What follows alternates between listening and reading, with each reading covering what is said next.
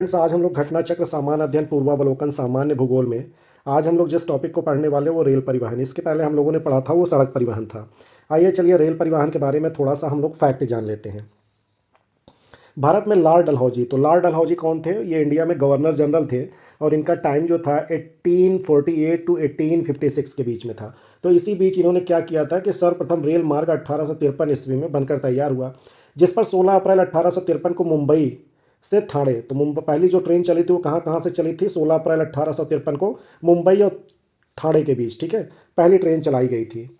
यह ट्रेन मुंबई के बोरी बंदर स्टेशन से 14 सवारी डिब्बों में 400 मेहमान यात्रियों को लेकर लगभग 34 किलोमीटर की दूरी तय करके ठाणे स्टेशन पहुंची थी। ठीक है, चलिए इतना हम लोगों ने जान लिया। अब हम जान लेते हैं कि भारतीय रेल मार्गों को चौड़ाई मतलब पटरियों के मध्य दूरी की दृष्टि से 3 भागों में विभक्त किया जाता है। तो जो रेल की पटरियां आप देखते हैं वो कितने भागों में बांटी गई हैं? 3 भागों में, मतलब 3 तरह की पटरियां होती हैं। जो सबसे पहले पटरी इसमें दिया गया है वो मीटर गेज है। इसका मतलब ये है कि दोनों पटरियों के बीच में 1 मीटर मतलब 1000 मिलीमीटर की दूरी होती है। तो मीटर गेज में कितनी दूरी होती है दोनों पटरियों के मध्य? 1 मीटर या 1000 मिलीमीटर की। ठीक है, अब उसके बाद दूसरी जो लाइन आती है चौड़ी या बड़ी लाइन, तो इसमें क्या होता है दोनों पटरियों के मध्य में क्या होता है कि 1.676 मीटर, ठीक है, 1.5 मीटर से थोड़ा ज़्यादा है, या 1676 मिलीमीटर या 5.5 फीट की दूरी होती है। तो इसमें कितनी होती है? 1.676 मीटर या 5.5 फीट की दूरी होती है। सबसे छोटी लाइन होती है उसमें 762 मिलीमीटर या ये कहें 610 मिलीमीटर, ठीक है, की दूरी होती है। तो इनके मध्य ये दूरी होती है। कितनी हो गई? मीटर गेज, चौड़ी या बड़ी लाइन और छोटी लाइन। ठीक है, तो भारत में रेल मार्गों की जो सबसे अधिक लंबाई है वो कहाँ पे है? उत्तर प्रदेश में है। भारतीय रेल ईयरबुक 2021 के अनुसार 68,103 मार्ग किलोमीटर की लंबाई वाला दुनिया का सबसे बड़ा रेल नेटवर्क में से एक है। मतलब कितनी है? 68,103 मार्ग किलोमीटर, मतलब रूट का किलोमीटर कितना है? 68,103। तो आइए आगे देख लेते हैं। ये 68,103 किलोमीटर जो रूट है इसका में जो बड़ी लाइन है वो कितना है? 64,403 मार्ग किलोमीटर। मतलब 64,403 किलोमीटर कौन है? बड़ी लाइन वाली, जिसमें कितना बीच में गैप है? 1.676। ठीक है, आगे देखते हैं। और उसके बाद मीटर गेज वाली कितनी है? 2,112 किलोमीटर की मीटर गेज में है। ठीक है, छोटी लाइन कितनी है? 1588, 2.33% का निर्माण किया गया है। जो सबसे ज़्यादा 94% आप देख रहे हैं वो क्या है? बड़ी लाइन है। जनरली ये एक राजधानी से दूसरी राजधानी या एक शहर से दूसरे शहर, ज़्यादातर यही बड़ी लाइन ही होती है। आप देख रहे हैं इनका प्रतिशत कितना है? 94.56%। चलिए आगे देखते हैं। अब गंगा के मैदानी क्षेत्र में देखिए समतल जमीन है, इसी के लिए यहाँ पे ज़्यादा संकेंद्रण पाया जाता है, सेंट्रलाइजेशन ज़्यादा पाया जाता है। ठीक है, चलिए आइए अब क्वेश्चन को हम लोग देखते हैं। तो भारत में सबसे पहले रेल मार्ग बनकर तैयार हुआ था, तो अभी हम लोगों ने पढ़ा था लॉर्ड डलहौजी जो गवर्नर जनरल थे, उन्हीं के समय में सर्वप्रथम रेल मार्ग 1853 ईस्वी में बनकर तैयार हुआ, जिसपे 16 अप्रैल 1853 में मुं- मुंबई से ठाणे के बीच पहली ट्रेन चलाई गई थी। भारत की पहले रेलवे लाइन किन स्थानों के बीच कब बनी? तो आप जान गए मुंबई से ठाणे के बीच 1853 में। ठीक है, आगे देखते हैं। भारत में प्रथम रेल लाइन कब चली? अभी 1853। बड़ी लाइन की 2 पटरियों के बीच की दूरी अभी हम लोगों ने देखा था 5.5 फीट। ठीक है, चलिए एक बार फिर रिवीजन इसमें कर लेते हैं तीनों लाइनों का।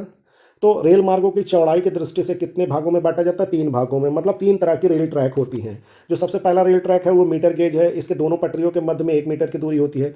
दूसरा जो है चौड़ी या बड़ी लाइन, तो दोनों पटरियों के मध्य 1.676 मीटर या 5.5 फीट की दूरी होती है। छोटी लाइन जो होती है उसमें 762 मिलीमीटर या 610 मिलीमीटर की दूरी होती है। ठीक है, तो आप समझ गए 5.5 फीट की दूरी होती है बड़ी लाइन में 2 पटरियों के बीच।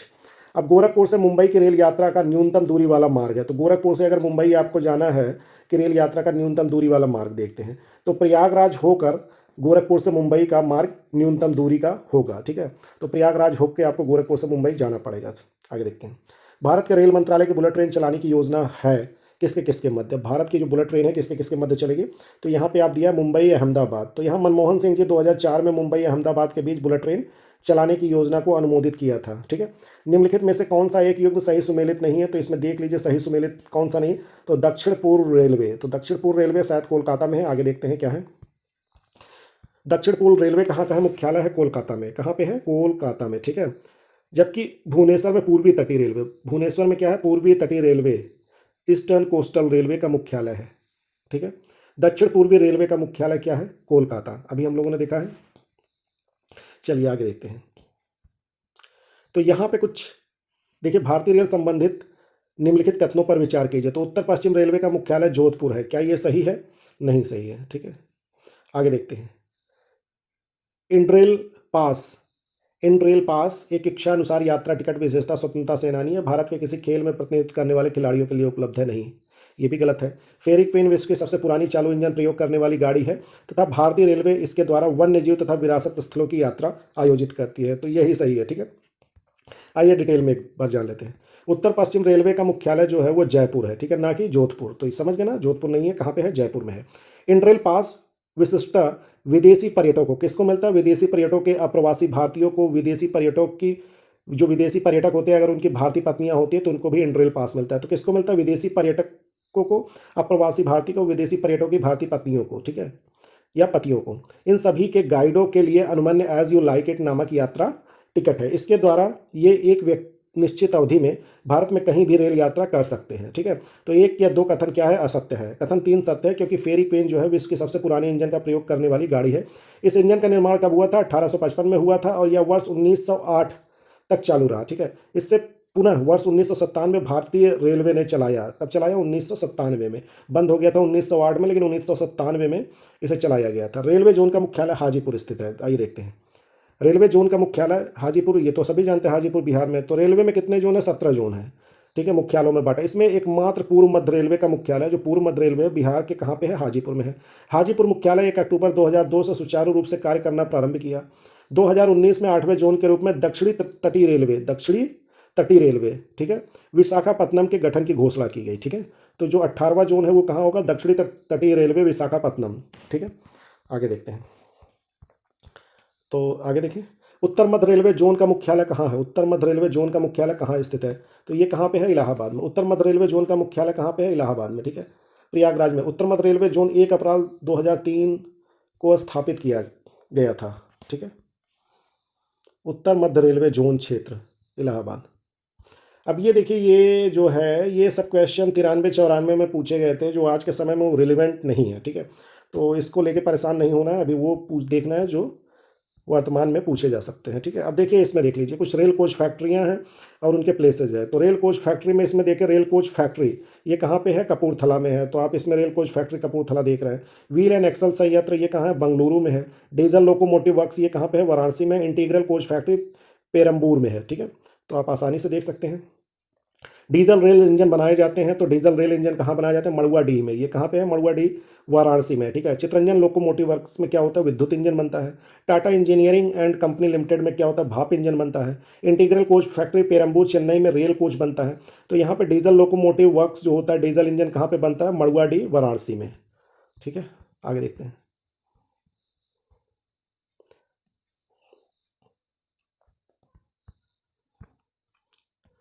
निम्नांकित राज्य समूहों में वो कौन सा है जहां रेल यात्री डिब्बों का बड़ी मात्रा में निर्माण होता है?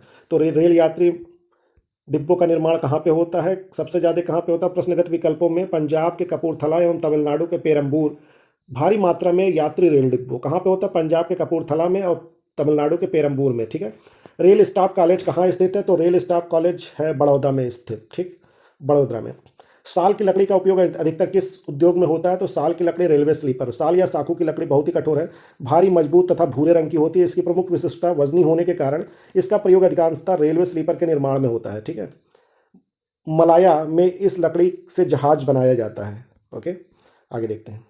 तो इसमें गुजरात में कुछ लोकेशंस दिए गए हैं, इसमें देखना है। तो इसमें आप देख सकते हैं इस क्वेश्चन को। इस क्वेश्चन में 98 का है, तो इसकी रिलेवेंसी नहीं है ऐसे क्वेश्चंस की, तो इस पर ध्यान ना देते हुए आगे बढ़ते। तीसरी रेल कोच फैक्ट्री स्थापित की गई है, कहाँ पर रेल कोच फैक्ट्री स्थापित की गई है? रायबरेली में।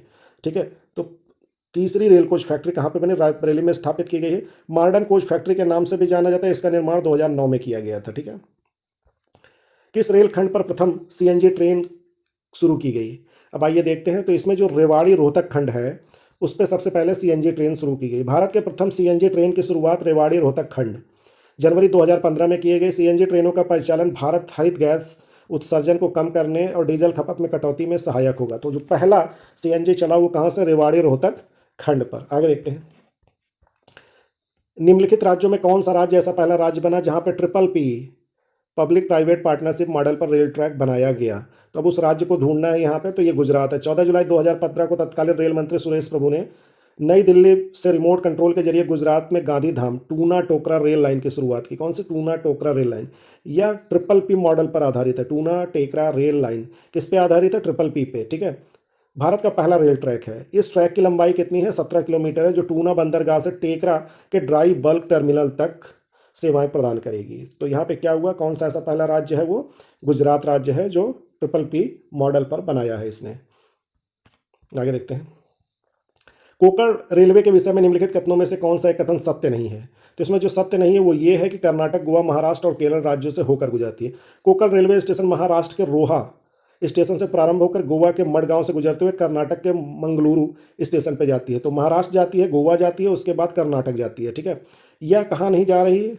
महाराष्ट्र, कर्नाटक और गोवा को जोड़ा जा रहा है, ठीक है। तो केरल तक नहीं जा रही है, ठीक है।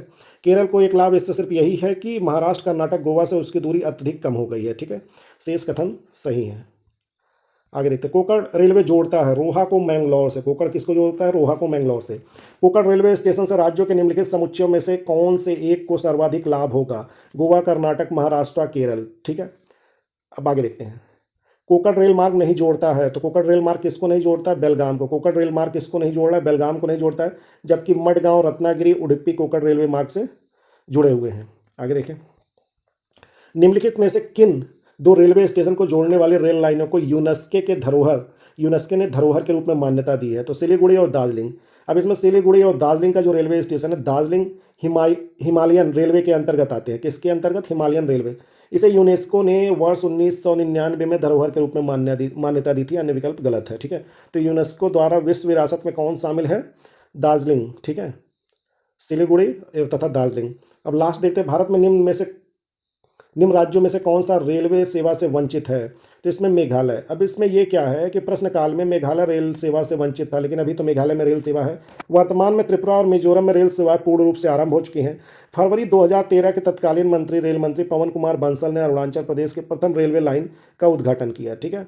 तो 2013 में पवन कुमार बंसल ने अरुणाचल प्रदेश में रेलवे लाइन का उद्घाटन कर दिया था। 29 नवंबर 2014 को प्रधानमंत्री नरेंद्र मोदी ने मेघालय के मेदी पाथर से असम के गुवाहाटी तक रेलवे मार्ग पर रेल संचालन का शुभारंभ किया। इस प्रकार अब सिक्किम को छोड़कर भारत के सभी राज्यों में रेल नेटवर्क का विस्तार हो गया है, ठीक है। आगे देखते हैं। निम्नांकित नंबर की राजधानी ट्रेनों में कौन सी एक अधिकतम दूरी तय करती है? तो इसमें त्रिवेंद्रम की जो राजधानी है, त्रिवेंद्रम राजधानी जो ट्रेन है, अधिकतम दूरी तय करती है। यह लगभग 3149 किलोमीटर दूरी तय करती है। यह तिरुवनंतपुरम सेंट्रल से हजरत निजामुद्दीन के बीच चलती है। कौन सी है? त्रिवेंद्रम राजधानी ट्रेन सबसे ज़्यादा दूरी तय कर रही है। और कहाँ से चल रही है? त्रिवेंद्रम सेंट्रल से हजरत निजामुद्दीन दिल्ली के बीच चलती है। और इसमें डिब्रूगढ़ डाउन कितना चलती है? 2459 किलोमीटर। बेंगलोर राजधानी 2365 किलोमीटर। चेन्नई सेंट्रल 2174 किलोमीटर की दूरी। भारत की सर्वाधिक तीव्र गति से चलने वाली ट्रेन कौन सी है? गतिमान एक्सप्रेस। आगे देखते हैं। निम्नलिखित रेल सुरंगों की लंबाई के अनुसार सही अवरोही क्रम क्या है? तो इसमें रेल सुरंग देखेंगे तो इसमें जो पीर पांजाल, कारबुद, नाथुवाड़ी एंड बरदेवावादी। भारत में रेल सुरंगों की लंबाई के अनुसार पीर पंजाल सबसे बड़ी है। इसमें देखिए 1102 किलोमीटर की रेल सुरंग है। कारबुद रेल सुरंग 6.5 किलोमीटर के। नाथुवाड़ी रेल सुरंग जो है 4.3 किलोमीटर है। बरदेव वादी रेल सुरंग जो है वो 4 किलोमीटर की है। टीक रेल जो है वो भी 4 किलोमीटर की है। तो आप इसे समझ सकते हैं। भारत में सबसे बड़ी रेल सुरंग कौन सी है? पीर पांजाल रेल सुरंग 11.2 किलोमीटर की, ठीक है।